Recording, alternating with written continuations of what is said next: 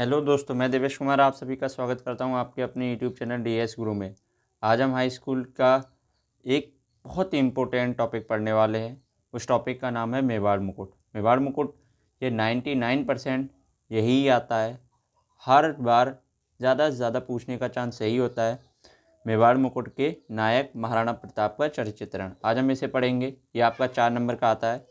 इसको करने के बाद आपके 4 नंबर पक्के हो जाएंगे। आप इसे कंप्लीट करिएगा और याद करिएगा अच्छी तरीके से। मेवाड़ मुकुट आपका क्या होगा, क्वेश्चन कैसे आएगा आपका लिख के यूपी बोर्ड में, मेवाड़ मुकुट के नायक महाराणा प्रताप का चरित्र चित्रण, इस तरीके से आएगा। तो आपको इसमें क्या लिखना है, आपको लिखना है श्री गंगा रत्न पांडे द्वारा रचित मेवाड़ मुकुट एक महत्वपूर्ण खंडकाव्य है। इस खंडकाव्य के नायक महाराणा प्रताप हैं। महाराणा प्रताप के चरित्र में लेखक ने निम्न विशेषताएं बताई हैं। आपको ये बताना है चरित्र में कैसी निम्न विशेषताएं बताई हैं। तो पहला क्या करना है आपको, इनके चरित्र में आपको क्या बतानी है। वैसे भी आप लोग जानते होंगे महाराणा प्रताप जी के चरित्र में कितनी ही अच्छी विशेषताएं थी। वो एक महान पराक्रमी थे, दृढ़ प्रतिज्ञ भी थे। उन्हें मेवाड़ मुकुट, अपनी मेवाड़ भूमि को अकबर से छुटाने के लिए उनने एक प्रतिज्ञा करी थी। ये चीज़ें हैं इसमें। और आप जानते हो मेवाड़ मुकुट, हमारे महाराणा प्रताप जो थे वो बहुत ज़्यादा प्रचलित व्यक्ति हैं कि वो कितने, उनका एक घोड़ा था चेतक, वो बहुत प्रचलित है। आपको यहाँ पढ़ना है महाराणा प्रताप के चरित्र के बारे में। ठीक है, आपको चरित्र के बारे में कुछ लिखना है, थोड़ा बहुत हेडिंग है वो लिखनी है। आप उन हेडिंगों को पढ़ लेना, आपकी कंप्लीट हो जाएंगे। तो 3 नंबर। तो देखो फर्स्ट हेडिंग क्या है, महापराक्रमी तथा दृढ़ प्रतिज्ञ। वो महापराक्रमी थे तथा दृढ़ प्रतिज्ञ थे। देखो आगे कहते हैं महाराणा प्रताप युद्ध स्थल में शत्रुओं को धराशायी करने में सक्षम थे। उन्होंने अपनी मेवाड़ भूमि को स्वतंत्र कराने का दृढ़ संकल्प यानी दृढ़ प्रतिज्ञा, उन्हें एक संकल्प लिया है। इस पर लेखक का कथन है, इस पर लेखक कहता है, जब तक तन में प्राण लड़ेगा, पल भर चैन न लेगा। सूर्य चंद्र टल जाएं, किंतु वचन उसका नहीं टलेगा। लेखक कह रहा है जब तक तन में प्राण लड़ेगा, जब तक महाराणा प्रताप के तन में प्राण रहेगा, पल भर चैन न लेगा, एक क्षण के लिए भी वो चैन नहीं लेंगे। सूर्य और चंद्रमा टल जाएं, किंतु वचन उनका नहीं टलेगा, वचन जो है उनका नहीं टलेगा। आगे देखते हैं, चलो भाई आगे क्या हो गया। दूसरी हेडिंग आपको लिखनी है शरणा वत्सल। आपको लिखने का तरीका यही है, आपको ये ब्लैक पेन से लिखना है, फिर ये वाली जो है वो ब्लू पेन से लिखनी है, फिर ये ब्लैक पेन से लिखनी है भाई, आगे ये वाली ब्लैक पेन से लिखनी है। ये एरो आपको लगाते हुए चलना है कि कभी क्या कह रहा है, उस एरो को दोबारा यहाँ पे दिखाना है। ठीक है, चलो आगे देखते हैं। अरी की कन्या को भी उसने, अरी मतलब अकबर की अरी की कन्या को भी उसने राजपुत्रीवत बन थे एक नया आदर्श प्रतिष्ठित किया यानी प्रदर्शन किया वीर जीवन में। एक नया आदर्श प्रतिष्ठित किया वीर जीवन में।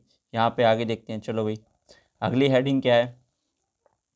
अगली हेडिंग हो जाएगी भाई आपकी मातृभूमि रक्षक। महाराणा प्रताप को बचपन से ही वो मातृभूमि के रक्षक थे भाई। उन्होंने अपनी मातृभूमि की रक्षा की थी। उनकी मातृभूमि मेवाड़ थी।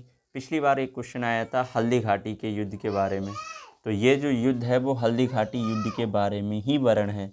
और एक और इनके चरित्र में विशेषताएं हैं, मातृभूमि रक्षक हैं। चलो भाई मातृभूमि रक्षक में देखते हैं क्या कह रहे हैं।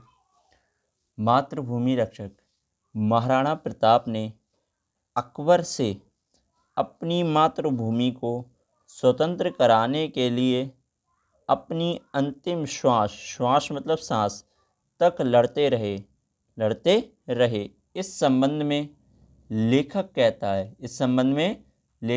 कहता है भाई हेडिंग अच्छी तरीके से डालनी है। इस संबंध में कवि कहता है, आगे देखते हैं। इस संबंध में क्या कह रहा है कवि भाई? चलो भाई देखो, कवि क्या कह रहा है, या तो फिर मेवाड़ देश, या तो फिर मेवाड़ देश निजमत गौरव पाएगा, निजमत गौरव पाएगा, या प्रताप बन बन भटकेगा, या प्रताप बन बन भटकेगा, या यूं ही मर जाएगा, या यूं ही मर जाएगा। लेखक कह रहा है या तो मेवाड़ देश, उनके जो मेवाड़ भूमि है वो निजमत एक फिर नया एक गौरव पाएगी, या प्रताप बन बन भटकेगा। महाराणा प्रताप कहाँ भटक रहे हैं भाई? वन में ही तो भटक रहे हैं महाराणा प्रताप। महाराणा प्रताप बन बन भटकेंगे, या तो यूं ही मर जाएंगे, या तो यूं ही मर जाएंगे। उसके लेखक के कहने का मतलब ये है। चलो भाई, अब मैं एक छोटा सा ही टॉपिक था, उसको आगे देखते हैं। चलो अब इसमें क्या लिखेंगे हम? निष्कर्ष। निष्कर्ष मेन है भाई, इस हेडिंग को अच्छी तरीके से डालना, बढ़िया तरीके से साफ तरीके से निष्कर्ष को डालना है।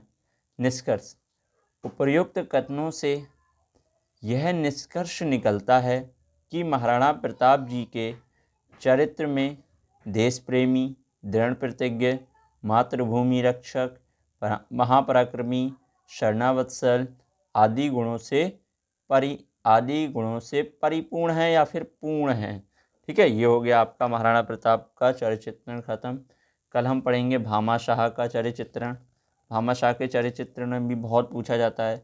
भामाशाह जो थे वो मेवाड़ मुकुट यानी मेवाड़ भूमि को स्वतंत्र कराने के लिए महाराणा प्रताप के एक सहयोगी बने थे, जो बहुत ज़्यादा धनी व्यक्ति थे। उन्होंने महाराणा प्रताप को धन दिया था, उनसे काफ़ी चीज़ें उन्हें उनका सहयोग किया था।